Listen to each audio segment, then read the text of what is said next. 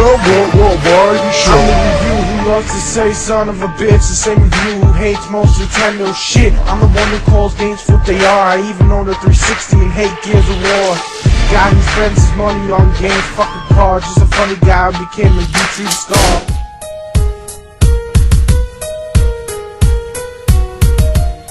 The story here is basically the movie story put into the game, just not very entertaining. The humans versus the Na'vi, and basically it's like Americans versus Indians. That's what the story is getting at. And really, it has a decent voice acting here, and it does have two stories mattering who you pick, which side, the Na'vi or the humans. But overall, it has very, very bad endings. I'm hoping the movie doesn't disappoint like this one does. And the story overall is just boring. It's told very badly. What we get is basically a portal story in this game. It is there. You expected it to be there. It's just not very good. Really, all you want to do is shoot things. You get it? Shoot things? Okay, I'm going to stop listening to songs from now on.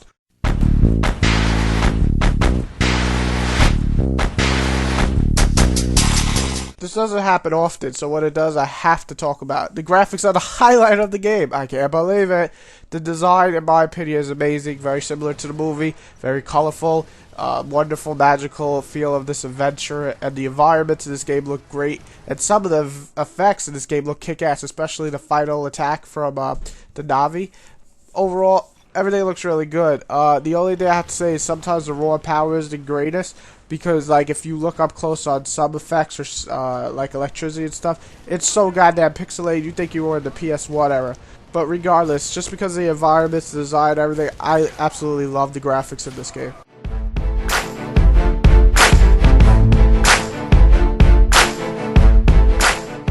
The gameplay is split into two in this game. One as Na'vi, one as human. The human are actually fun to play with. You have all these different weapons like flamethrowers, machine guns, shotguns, and nail guns, and so on, where you can just switch out and use different weapons. And it also has some really cool abilities with the humans, such as dash and sending in an airstrike and so on. So it really is fun to play as humans. And some of the weapons, as I said, are really cool. And some of the vehicles, such as the robot, are actually really fun to use. However, as fun as that stuff is, playing as the Na'vi aren't as fun to play as. First of all, you have to do a lot more platforming, and the platforming feels like kind of broken in this game because of the slow reaction to pressing A button to jump.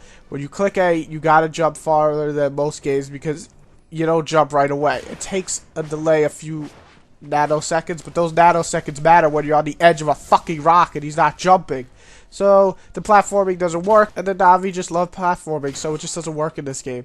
And some of the vehicles or monsters that you ride in this game, not like that, you perverted fucks, is just terrible.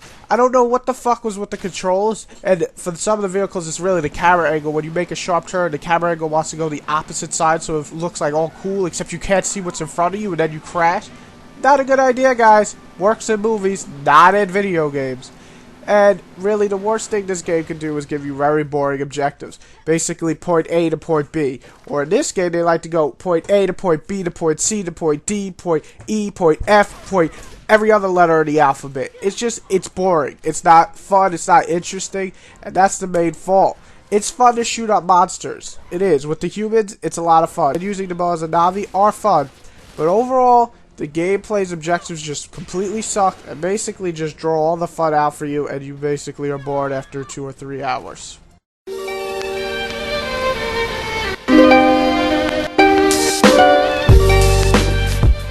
I'm not gonna lie and say I didn't have any fun with the game. I did. I have a lot of fun shooting up monsters, especially like those edge heads where basically they're huge freaking monsters that hit you with the head. I mean, they're fun to take down. They're like Lost Planet fun.